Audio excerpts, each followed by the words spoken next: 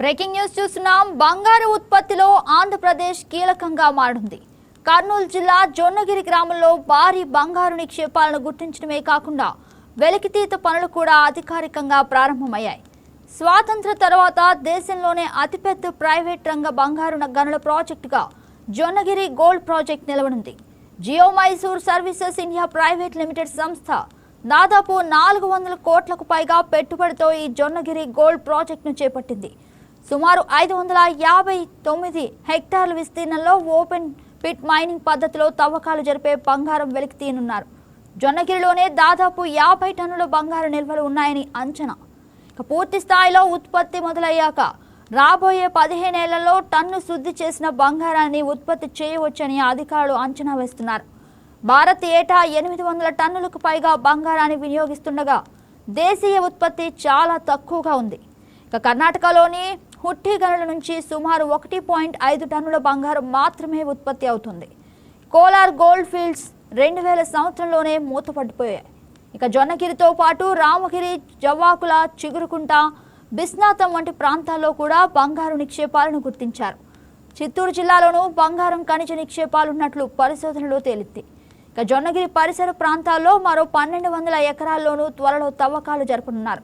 అదే ప్రాంతంలో బంగారం ఖనిజాన్ని శుద్ధి చేసే 2వ యూనిట్కి కూడా రేపు ముఖ్యమంత్రి చంద్రబాబు భూమి పూజ చేస్తారు.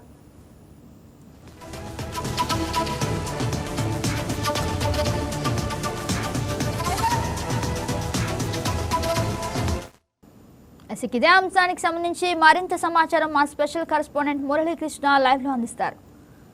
హలో మురళీకృష్ణ, చెప్పండి. కర్నూలు జిల్లా పశ్చిమ ప్రాంతం ఏదైతే తుగ్గలి మండలం అంతా కూడా స్వర్ణగిరిగా మారబోతుంది. ఆ తుగ్గలి మండలంలోని జొన్నగిరి ప్రాంతంలో ఏదైతే జియో మైసూర్ సంస్థ ఏర్పాటు చేసినటువంటి గోల్డ్ ప్రాసెసింగ్ 2వ యూనిట్ కి రేపు ముఖ్యమంత్రి చంద్రబాబు నాయుడు భూమి పూజ చేయనున్నారు. ఇప్పటికే ఈ జియో మైసూర్ సంస్థ ఆధ్వర్యంలో దాదాపు రోజుకు 2 కేజీల మేర బంగారాన్ని వెలికి తీస్తున్నటువంటి పరిస్థితులు ఉంది.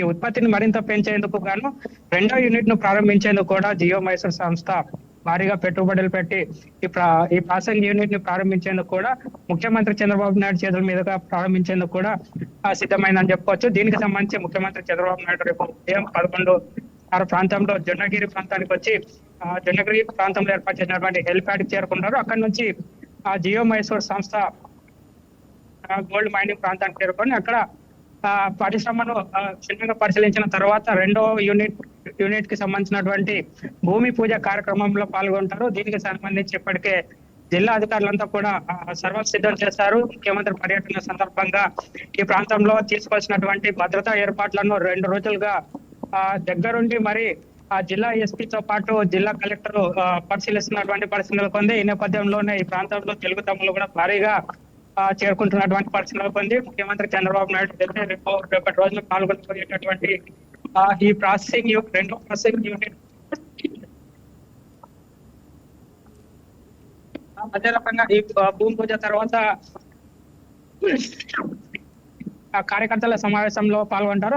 అదే రకంగా బహిరంగ సభలో కూడా పాల్గొన్నటువంటి పరిస్థితులు తెలుస్తా ఉంది. ఈ బహిరంగ సభ తర్వాత కార్యకర్తల సమావేశమై ఏదైతే కూటమి ప్రభుత్వం 2 ఏళ్లుగా తీసుకొస్తున్నటువంటి అభివృద్ధి సంక్షేమంతో పాటు అదే రాబోయే ఎన్నికల్లో స్థానిక సంస్థల ఎన్నికల్లో కూటమి ప్రభుత్వం ఏ రకంగా ముందుకు వెళ్ళాలి, ఏ రకంగా విజయం సాధించాలన్న కోణంలో కూడా కార్యకర్తలకు దిశానిర్దేశం చేసే అవకాశం ఉన్నట్లుగా తెలుస్తా ఉంది. ఈ నేపథ్యంలోనే గత 2 రోజులుగా ఈ జొన్నగిరి ప్రాంతంలో హెలిప్యాడ్ కి సంబంధించినటువంటి ఏర్పాట్లు, అదేవిధంగా ముఖ్యమంత్రి చంద్రబాబు నాయుడు పాల్గొనబోయే బహిరంగ సభ ప్రదేశాలతో పాటు అటు జొన్నగిరిలో ఉన్నటువంటి జియో మైసూర్ సంస్థల్లో ముఖ్యమంత్రి పర్యటనకు సంబంధించినటువంటి పనులన్నీ కూడా ఏదైతే దగ్గరుండి మరి పర్యవేక్షిస్తున్నటువంటి పరిస్థితులు ఉంది. అయితే దీనికి సంబంధించి ఏదైతే ఈ జియో మైసూర్ సంస్థ 2వ ప్రాసెసింగ్ యూనిట్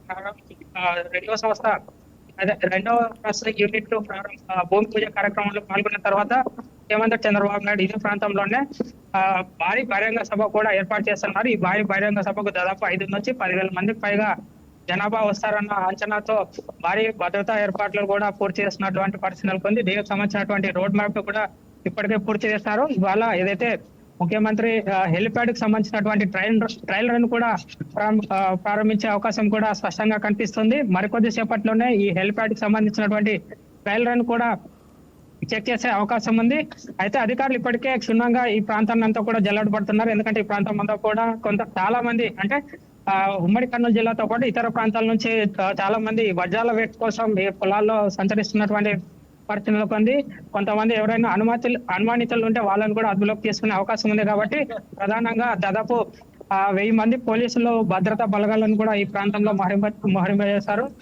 1000 మంది పోలీసులతో చుట్టూ పహారా కాస్తున్నటువంటి పరిస్థితులు పొందుతారు. Yes, right, Murali. Thank you for the update.